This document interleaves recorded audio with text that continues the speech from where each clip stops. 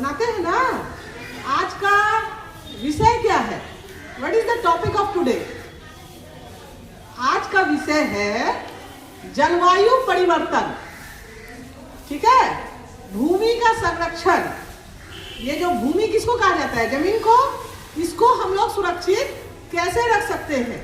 अपने पर्यावरण को हम लोग सुरक्षित कैसे रख, और वायु प्रदूषण से हम लोग कैसे बच सकते हैं? ये बहुत ही इम्पोर्टेंट टॉपिक है आज का, क्योंकि अभी का जो समय है वो कौन सा समय है? ग्लोबल वार्मिंग का समय है। ग्लोबल वार्मिंग हो रहा है ना। कैसे पता चलता है कि ग्लोबल वार्मिंग हो रहा है?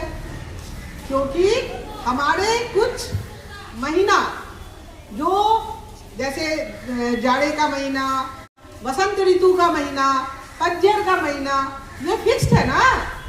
लेकिन आजकल क्या होता है, जाड़े का महीना जब आता है, पहले के समय में क्या होता था?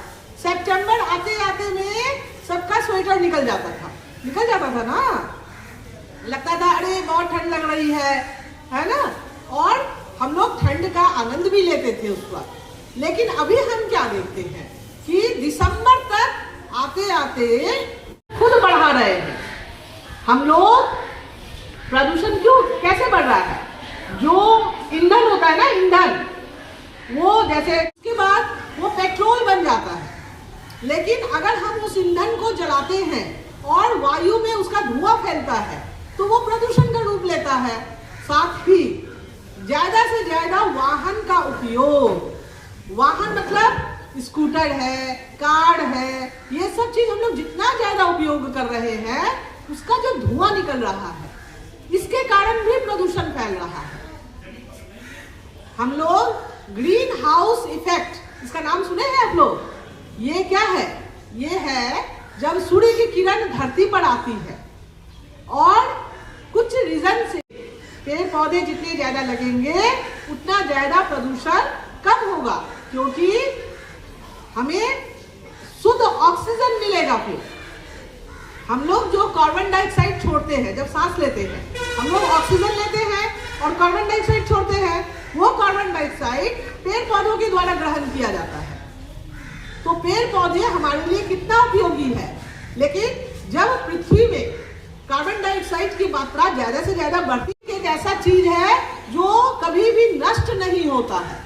आप कचरे में जाके देख लीजिए, सारा कचरा गल जाएगा, लेकिन प्लास्टिक अगर वहां पड़ा हुआ है तो वो कभी नहीं गलेगा, वो वैसे ही रहेगा। आप प्लास्टिक को रिसाइकिल भी कैसे करिएगा? इसीलिए कहा जाता है, सरकार की तरफ से एक मुहिम भी निकाली गई है कि नो यूज ऑफ प्लास्टिक।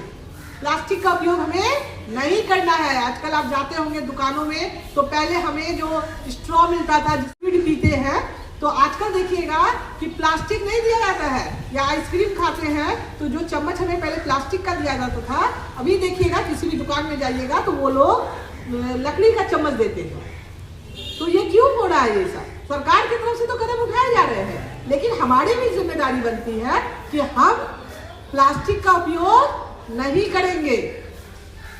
और जो भी कचरा है, कचरे को एक जगह जमा करना है। आप लोग क्या करते हैं? खाते हैं वहीं पर फेंक देते हैं। ऐसा करना चाहिए क्या? नहीं। ये डस्टबिन का उपयोग करिए। कोई भी कचरा है, कप है, ग्लास है या कोई पैकेट है, अब आपके यूज का नहीं है तो आप उसको डस्टबिन में डालिए। इससे क्या होगा कि आपका परिसर स्वच्छ रहेगा। नहीं, ये परिसर स्वच्छ रखने की जिम्मेदारी हमारी है। सुबह सुबह झाड़ू लगता है, सफाई होती है, लेकिन पूरे दिन में जब लास्ट आवर में जाते हैं तो पूरा गंदा हो जाता है। तो वो गंदा कोई और करने आता है? कोई और करने नहीं आता है, हम लोग खुद करते हैं। हम लोग जहाँ तक कचरा दिए, ऐसा नहीं करना है। और हमें डस्टबिन का उपयोग करना है। ठीक है, तो हम लोगों ने जाना कि हम लोग ज्यादा से ज्यादा पेड़ पौधे लगाकर हम लोग वायु प्रदूषण को रोक सकते हैं, जल भूमि कटाव को रोक सकते हैं, और प्लास्टिक का उपयोग ना करके हम लोग अपने एटमॉस्फेयर को, अपने पर्यावरण को, अपने वातावरण को सुरक्षित रख सकते हैं। ठीक है, कुछ प्रश्न मैं आप लोगों से करना चाहूंगी। पहला प्रश्न है, जलवायु परिवर्तन के कारण कौन कौन आती है। आपदा मतलब मुसीबत, है ना। ये जो आज आपका विषय है, जो आप कर रहे हैं सुरक्षित शनिवार, ये इसको क्या कहा जाता है? इसको आपदा प्रबंधन ही कहा जाता है। आपदा प्रबंधन, that is called in English disaster management. तो डिजास्टर मैनेजमेंट आपदा, ठीक है, मुसीबत। तो मुझे बताइए, जलवायु परिवर्तन के कारण कौन कौन सी आपदा आती है? मैं कुछ बता रही हूँ। बाढ़ आती है, सुखाड़, शीतलहर और वज्रपात, या सभी? बताइए, ये सभी होगा या जो चार में से कोई एक होगा? बताओ। मतलब कल कारखाने अब हम लोग ज्यादा से ज्यादा स्थापित हो रहे हैं और वृक्षों की कटाई, पेड़ हम लोग अंधाधुंध काट रहे हैं, जनसंख्या में वृद्धि, तेजी से पॉपुलेशन बढ़ रहा है और ऊर्जा की अत्यधिक बचत। उपरोक्त सभी, बताइए। सभी होगा, क्योंकि ये सारे रीजन है कि हम लोग पेड़ भी लगातार काट रहे हैं। लगातार देखिएगा पेड़ कट रहा है। तालाब में कपड़े धोना चाहिए? नहीं। जानवरों को नहाना चाहिए? नहीं। मोटर वाहनों को धोना चाहिए? नहीं। तालाब के किनारे शौच करना चाहिए? उपरोक्त सभी, यानी ये सब कुछ नहीं करना है। यही सब चीज तालाब या पोखर के पानी को गंदा करता है। अच्छा, वायु प्रदूषण को कम करने के लिए कौन से उपाय आप अपना सकते हैं? इक्विपमेंट आपने देखा है? देखिए, उस तरफ देखिए, सभी लगा हुआ है। वो सौर ऊर्जा का ही है, जो सन रे को अवशोषित करता है, उससे पूरी बिजली चलती है। और सार्वजनिक परिवहन व्यवस्था का उपयोग करना, मतलब ज्यादा से ज्यादा कार, स्कूटर, मोटरसाइकिल बिना मतलब का यूज मत करिए, क्योंकि उससे जो धुआं निकलता है ना, वो आपके वातावरण के लिए बहुत ही खराब चीज है। से जल जीवन हरियाली कार्यक्रम भी चलाया गया है। जल जीवन हरियाली कार्यक्रम का नाम आपने सुना है ना?